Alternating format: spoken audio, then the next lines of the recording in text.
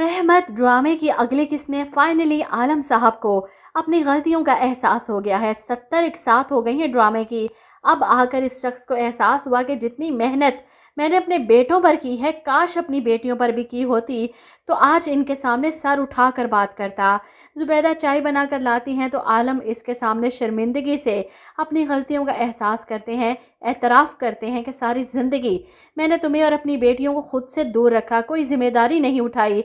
इस बात का अफसोस मुझे सारी ज़िंदगी रहेगा हमेशा। आलम की बात सुनकर ज़ुबैदा हैरान भी होती हैं और खुश भी, और इसी बात पर वो परीक्षे को फ़ोन करके बताती हैं कि तुम्हारे अब्बा ने आज ये सब कहा है। इन्हें अपनी गलतियों का एहसास होने लगा है। मुझे लगता है आहिस्ता आहिस्ता इनका रवैया बदल रहा है। जिस पर परीक्षे गुस्से से जवाब देती है कि अम्मी प्लीज़, अब्बू का रवैया ना हमेशा हालात के साथ ही बदलता है।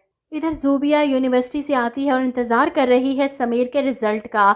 जब समीर मिठाई का डब्बा लेकर घर आता है सबको खुशखबरी सुनाने कि वो अपनी क्लास में इतने अच्छे नंबरों से पास हुआ है, और ज़ूबिया आपी का शुक्रिया अदा करता है, ये सब इनकी वजह से हुआ, वरना मुझे तो उम्मीद नहीं थी कि मैं इतने अच्छे नंबर से पास हो सकता हूँ।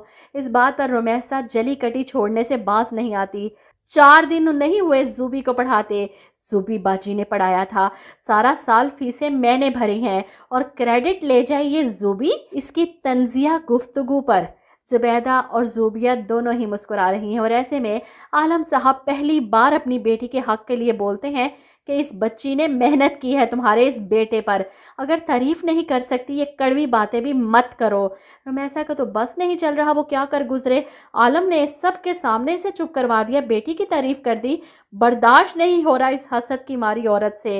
वहीं दूसरी तरफ अनाया फुल टाइम अयान पर लाइनें मारने की कोशिश कर रही है। आपकी मॉम का फ़ोन आया था मुझसे पूछने के लिए कि मैं कहीं एंगेज तो नहीं।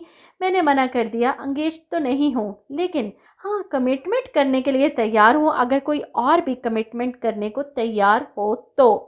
वो अयान को साफ लफ्ज़ों में अपनी रजामंदी बता रही है, और अब बात अयान पर है जिसे परीक्षे से आगे कुछ नज़र ही नहीं आता। खैर, अनाया का ये भी सब प्लान है, वरना अयान के पीछे ऐसे ना पड़ती।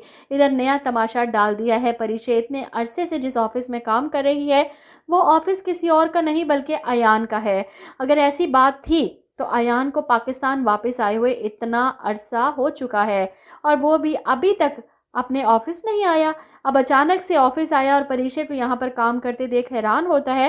परीक्षा शायान अंकल का ऑफिस छोड़कर यहाँ पर जॉब कर रही है।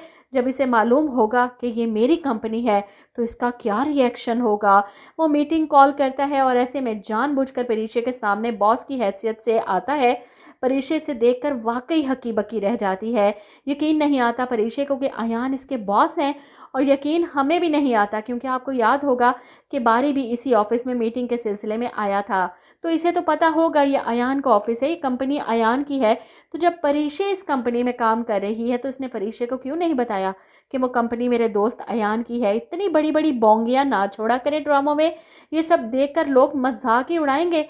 70 एक साथ हो चुकी हैं ड्रामे के और ख़त्म करने का कोई इरादा नज़र नहीं आ रहा, क्योंकि अयान और परीक्षा का इस तरह आमना सामना होना इसका मतलब है कि बारी के दिल में परीक्षा के लिए शक पैदा करना, इनकी शादीशुदा ज़िंदगी को बर्बाद करना, अनाया को कामयाब करना, अभी न जाने और क्या क्या बाकी है। और वहीं अलीज़े जिसका ऑपरेशन तो हो चुका है लेकिन कुछ बताया ही नहीं कि कामयाब हुआ है या नाकाम हुआ है, कुछ पता नहीं। इनकी रोती और मायूस कुन शक्लें देखकर तो कुछ और ही लग रहा है। आप लोग क्या कहते हैं इस बारे में, कमेंट करके ज़रूर बताइएगा।